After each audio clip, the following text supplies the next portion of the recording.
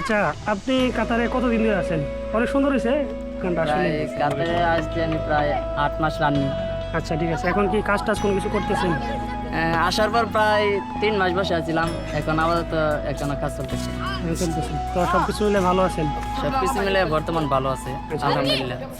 ঠিক আছে। চাইলে সুখ যায় না কিনা, দুঃখ করে তালবাহানা। চাইলে সুখ যায় না কিনা, দুঃখ করে তালবাহানা। সুখ হইল চির শত্রু, দুঃখ থাকে পাশে রে দারুণ প্রবাসে। সোনার জীবন করলাম নষ্ট, মরভূমি রুদ্রে রে দারুণ প্রবাসে, দারুণ প্রবাসে।